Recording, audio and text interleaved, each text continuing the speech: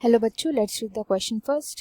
Mutations which alter nucleotide sequence within a gene are called frame shift mutations, base pair substitutions, both A and B or none of the above. Mutations जो कि nucleotide sequence के पूरे nucleotide के sequence को पूरा का पूरा change कर देते हैं, ऐसे टाइप के म्यूटेशन को क्या बोला जाता है? तो जो की कॉन्सेप्ट यहाँ पे यूज किया जाएगा वो होगा टाइप ऑफ म्यूटेशंस की हमें नॉलेज होनी चाहिए एंड इन्हीं की हम स्टडी भी करेंगे. म्यूटेशन होती क्या है? म्यूटेशन होती है कि हमारा जीन बना हुआ होता है न्यूक्लियोटाइड से एंड इन न्यूक्लियोटाइड्स का एक सीक्वेंस में रहना बहुत इंपॉर्टेंट होता है, क्योंकि यही सीक्वेंस डिटरमाइन करता है कौन से टाइप का प्रोटीन बनेगा. अगर इस सीक्वेंस के अंदर कोई भी चेंज आ जाता है तो इसका मतलब क्या हो जाता है कि प्रोटीन भी जो है वो चेंज कर जाता है एंड इसी चेंज को हम बोलते हैं म्यूटेशन. इसी चेंज को बोला जाता है म्यूटेशन. कई बारी म्यूटेशन फेवरेबल भी हो जाता है, कई बारी अनफेवरेबल भी हो जाता है. डिपेंड करता है कि उस प्रोटीन का हमारे शरीर पे क्या असर पड़ा है या किसी भी ऑर्गेनिज्म पे क्या असर पड़ा है. अब यहाँ पे फर्स्ट ऑप्शन में बोला गया है frame shift mutation. Frame shift का मतलब क्या होता है?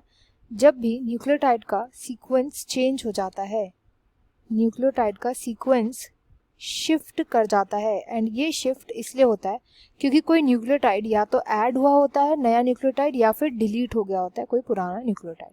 इस वजह से जो म्यूटेशन होता है उसको बोला जाता है फ्रेम शिफ्ट म्यूटेशन. इसको हम एग्जांपल के थ्रू समझेंगे.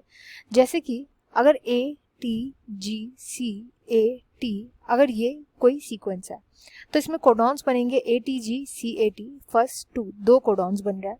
अब सपोज मैंने सेकंड पोजीशन पे ऐड कर दिया एक T यानी थाइमीन को, तो ये क्या बन जाएगा? ATTGCAT. अब जो कोडॉन बनेंगे वो बनेंगे ATTGCA एंड जो T के आगे लगा हुआ होगा उसका अपने साथ यानी 1 2. अब फर्स्ट कोडॉन यहाँ पे ATG था जिसकी वजह से फॉर एग्जाम्पल जो अमीनो एसिड आता है वो अमीनो एसिड 1 आता है, बट ATT की वजह से जो अमीनो एसिड आएगा वो आएगा अमीनो एसिड 2 एंड इस वजह से क्या होगा, यहाँ पे जो प्रोटीन बनना था उसका स्ट्रक्चर चेंज हो गया. इसी को बोला जाता है प्रोटीन का स्ट्रक्चर चेंज हो गया एंड इसी को बोला जाता है फ्रेम शिफ्ट म्यूटेशन एंड यही इस क्वेश्चन का राइट आंसर भी होगा. नेक्स्ट में बोला गया है बी में बेस पेयर सब्स्टिट्यूशन. तो बेस पेयर सब्स्टिट्यूशन बहुत ही ईजी है, जैसा कि इसका नाम बोल रहा है कि अगर कोई भी न्यूक्लियोटाइड जिसको हम बेस पेयर भी बोलते हैं, अगर इसको सब्स्टिट्यूट करके इसकी जगह पे कोई न्यू न्यूक्लियोटाइड आ गया तो इसी को हम बोलते हैं base pair substitution. For example ATCG के अगर यहाँ पे G की जगह पर बेस सब्स्टिट्यूशन हो गया तो ये बन जाएगा ATCC. यहाँ पे जिस जगह पर सब्स्टिट्यूशन हो रहा है यहाँ पे कोई भी न्यूक्लियोटाइड आ सकता है, जरूरी नहीं है यहाँ पे CE आना है.